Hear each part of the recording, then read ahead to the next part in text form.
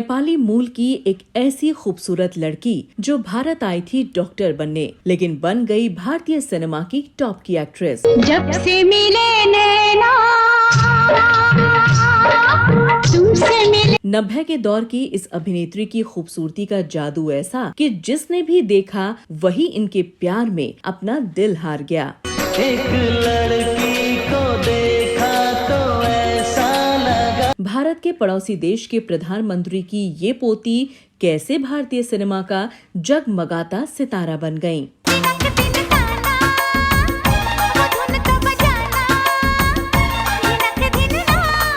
कैसे इस अभिनेत्री की फिल्म के कुछ आपत्तिजनक सीन्स ने इनको पहुंचा दिया कानून के कटघरे में।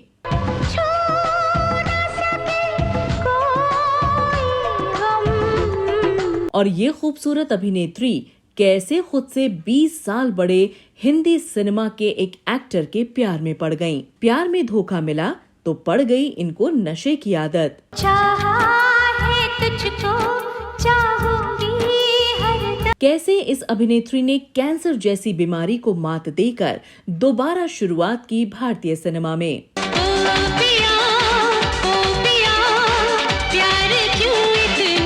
तो कौन थी ये अदाकारा? क्या थी इनकी जिंदगी की वो मुश्किल और हालात जिसको पार करने में एक इंसान टूट जाता है? लेकिन इस अदाकारा ने हार नहीं मानी और हिंदी सिनेमा में वापस। आज हम अपने इस शो में बात कर रहे हैं एक ऐसी लड़की की जिसकी जिंदगी के पर्सनल और प्रोफेशनल दोनों पहलू ठीक नहीं चल रहे और जो एक गंभीर बीमारी से जूझकर मौत को मात देकर फिर से लोगों के बीच दमदार एक्टिंग करती हुई नजर आई हो। जी हाँ, हम बात कर रहे हैं मासूम, खूबसूरत और चुलबुली लड़की मनीषा कोइराला की। बड़ी मुश्किल बाबा, बड़ी मुश्किल, दिल पे अटक जाए आशिकों। पहली ही फिल्म से अपनी दिलकश अदाओं और खूबसूरती से लोगों को दीवाना बनाने वाली मनीषा कोइराला का जन्म 16 अगस्त 1970 को नेपाल के काठमांडू में एक राजनीतिक परिवार में हुआ था। इनके पिता का नाम प्रकाश कोइराला है और मां का नाम सुषमा कोइराला। इनके पिता नेपाल सरकार में कैबिनेट मंत्री रह चुके हैं, जबकि मनीषा कोइराला के दादा विश्वेश्वर प्रसाद कोइराला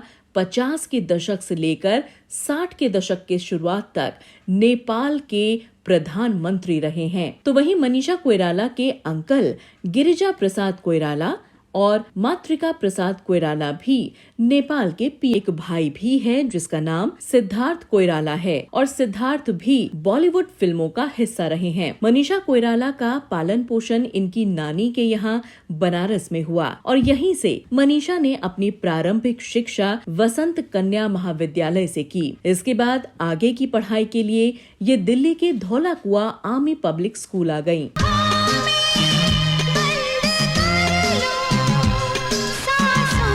मनीषा बचपन से ही एक डॉक्टर बनना चाहती थी, लेकिन मनीषा की किस्मत तो उनको भारतीय सिनेमा में लाने के लिए उमादा थी और किस्मत से 1989 में उनके मामा की मदद से मनीषा को एक नेपाली फिल्म फेरी भेंटोला में काम करने का मौका मिला।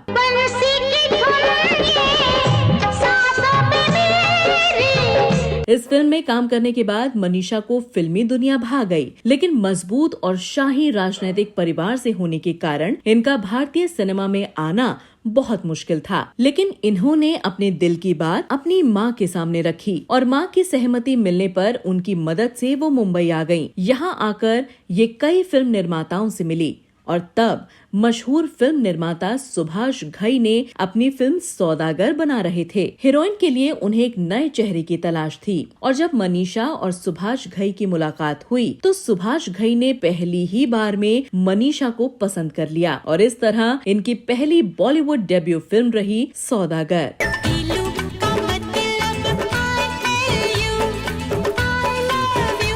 साल 1991 में रिलीज हुई ये फिल्म राजकुमार जी और दिलीप कुमार जी के लिए जानी जाती है, लेकिन इस फिल्म में मनीषा के द्वारा निभाया गया किरदार और उनकी खूबसूरती, मासूमियत बहुत पसंद आई लोगों को। ये फिल्म सुपरहिट थी और मनीषा कोइराला का फिल्मी सफर चल निकला।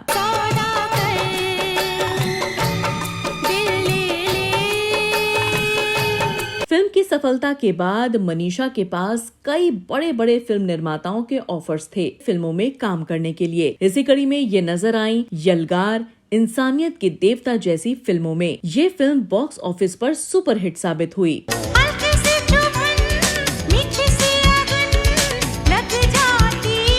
ये वो दौर था जब मनीषा की फिल्म हिट और सुपर हिट साबित हो रही थी। लेकिन कुछ फिल्मों के बाद इनकी कुछ फ्लॉप फिल्म भी देखने को मिली, जिसमें कुछ फिल्में थीं अनमोल, धनवान, मिलन, फर्स्ट लव लेटर। तोता तोता सजन से कहना। इनकी फ्लॉप फिल्मों का ग्राफ बढ़ता गया और कई फिल्म निर्माता इनको फिल्मों के लिए मनहूस मानने लगे। बिंदु विनोद चोपड़ा ने अपनी फिल्म 1942 ए लव स्टोरी के पहले स्क्रीन टेस्ट में इनको नकार दिया था और उनको एक वाहियात एक्ट्रेस तक बोल दिया था।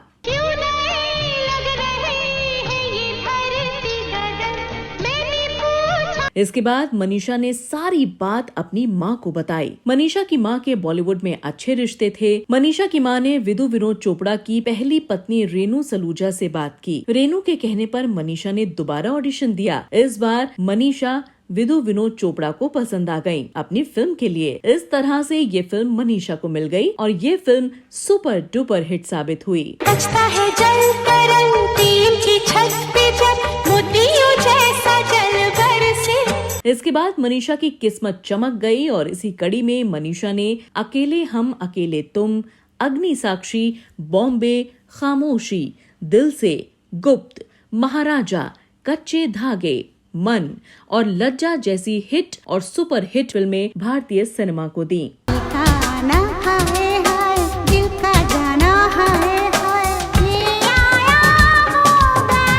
90 के दशक में मनीषा ने बॉलीवुड के लगभग सभी बड़े स्टार्स के साथ काम किया और इसी कड़ी में मनीषा की लोकप्रियता साउथ फिल्म निर्माता के कानों तक भी पहुंची और इसी के चलते मनीषा ने साउथ के फिल्म निर्माता मणिरत्नम के साथ फिल्म बॉम्बे में काम किया, जो कि एक सुपरहिट फिल्म की श्रेणी में आती है। मनीषा का फिल्मी सफर टॉप पर था। इन्होंने इसके बाद अपना हाथ प्रोडक्शंस में भी आजमाया और एक फिल्म बनाई पैसा वसूल, लेकिन फिल्म बिल्कुल भी पैसा वसूल नहीं कर पाई। लिहाजा बॉक्स ऑफिस पर ये फिल्म पूरी तरह से फ्लॉप हो गई। इसके बाद इन्होंने कभी कोई फिल्म प्रोड्यूस नहीं की। मैंने तुम्हें बताया कभी? हैं? बताया कभी? तुम कितनी बदसूरत हो। इसके बाद मनीषा अनुपम खेर के साथ टीवी शो सवाल 10 करोड़ को भी होस्ट करती हुई नजर आई, तो कभी किसी ब्यूटी कॉन्टेस्ट की जज बनी हुई नजर आई। अब बात करते हैं इनकी निजी जीवन की। मनीषा कोइराला जब अपनी पहली फिल्म सौदागर कर रही थी, तो फिल्म के हीरो विवेक मुस्कान से इनकी नजदीकियां बढ़ गईं। लेकिन विवेक फिल्मी सफर में फ्लॉप साबित हुए और मनीषा हिट पर हिट फिल्म देते हुए इस रिश्ते को पीछे छोड़ते हुए आगे निकल गयीं।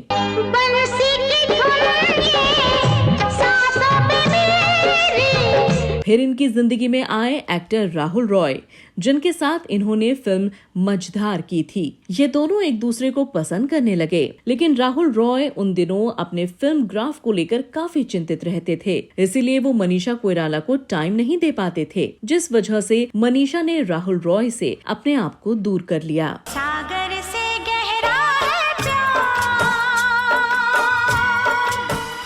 हमारा। फिर इनकी जिंदगी में आए इंडस्ट्री के दिग्गज एक्टर और इनसे उम्र में लगभग 20 साल बड़े एक्टर नाना पाटेकर। मनीषा और नाना पाटेकर ने खामोशी और अग्नि साक्षी फिल्म में एक साथ काम किया और फिल्म की शूटिंग के समय ही दोनों एक दूसरे को पसंद करने लगे, जबकि नाना पाटेकर पहले से ही शादीशुदा थे। जाना सुनो हम तुम पे मरते हैं। इस सब के बावजूद नाना पाटेकर और मनीषा लिव इन रिलेशनशिप में एक साथ रहने लगे। इनका ये रिश्ता कई सालों तक चला, लेकिन कुछ समय बाद नाना पाटेकर को फिल्मों में दूसरे एक्टर के साथ मनीषा के द्वारा दिए जा रहे सीन्स पसंद नहीं आते थे और वो मनीषा के साथ रोका टोकी करने लगे, जिस वजह से इन दोनों के रिश्तों में दरार आ गई। This is quite scary noise for me. Scary. इस आवाज से मैं डरता हूँ। This is quite scary for me. मैं डरता हूँ इस आवाज से।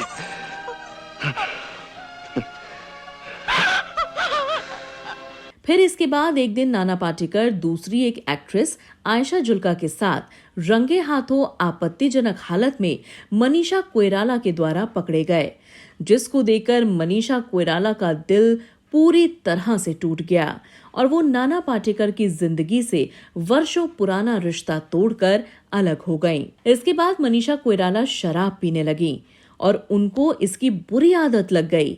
ये कई तरह से नशे की गिरफ्त में आ गईं, जिसका नतीजा ये हुआ कि ये फिल्मों के सेट पर भी कभी लेट पहुंचती थीं तो कभी जाती ही नहीं थीं, जिसकी वजह से फिल्म निर्माता इनसे दूर भागने लगे।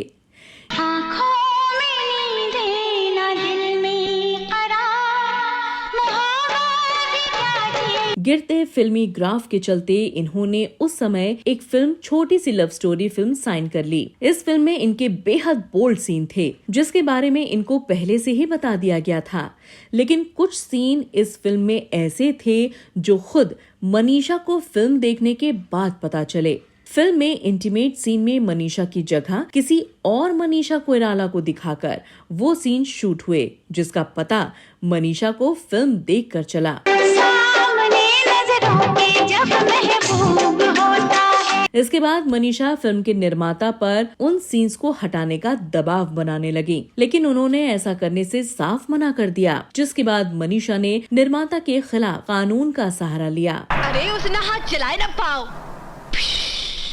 कुंडे गायब। वो आदमी नहीं, करंट था करंट, जिसका झटका लगने से पहले ही दुश्मन गायब। कोर्ट में केस करने के बाद फिल्म निर्माताओं की एक चेन इनसे चिढ़ गई और इनको फिल्मों से ऑफर आने ही बंद हो गए।